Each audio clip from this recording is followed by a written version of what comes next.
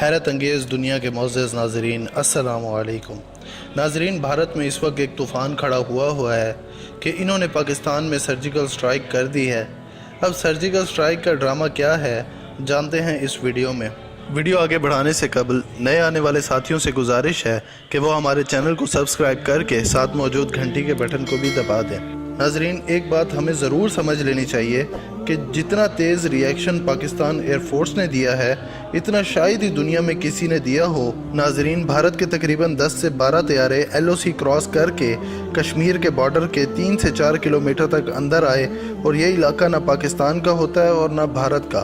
ناظرین، یہ 10 سے 12 طیارے بالاکوٹ تک آئے جو کہ آزاد کشمیر میں ہے، لیکن ان کے سارے ناپاک ارادے اس وقت ناکام ہو گئے جب پاکستان ایئر فورس نے صرف 1.5 منٹ کے اندر، ناظرین صرف 1.5 منٹ کے مختصر وقت کے اندر ری ایکشن کیا، اور ناظرین بھارت کے طیارے پاکستان کے فائٹر پلینز کو اپنی طرف آتے ہوئے دیکھ کر دما کر بھاگ گئے اور بدحواسی کی حالت میں اپنا پے لوڈ بھی گرا گئے۔ ناظرین، انڈین فائٹر پلینز پے لوڈ کیوں گرا گئے؟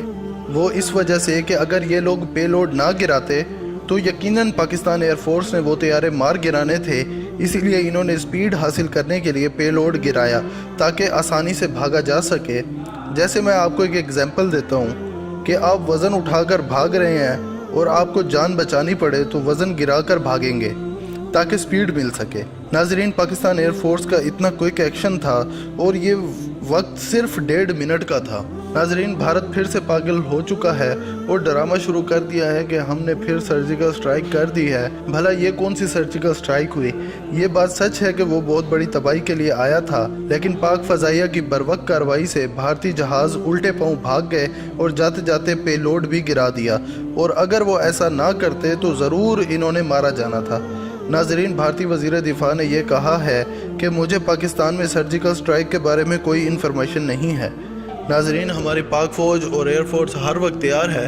ناظرین، جس وقت رات کے وقت ہم لوگ سو رہے تھے، اس وقت ہمارے جوانوں نے دشمن کی ناپاک کوششوں کو بھانپا اور فوری طور پر جوابی کارروائی کی، اور دشمن کو الٹے پاؤں وہ بھاگنا پڑا۔ ناظرین، پاک فوج اور پاک فضائیہ بھرپور طاقت رکھتے ہیں کہ وہ دشمن کو ہر ناپاک ارادے میں ناکام کرتے رہیں۔ ناظرین، ہمارے چینل کو ضرور دیکھتے رہیں اور ہماری نئی آنے والی ویڈیو تک اپنے گرد و نواح کے لوگوں کا بہت بہت خیال رکھیں۔ حمزہ خان کو دیجیے اجازت۔ اللہ ہم سب کا حامی و ناصر۔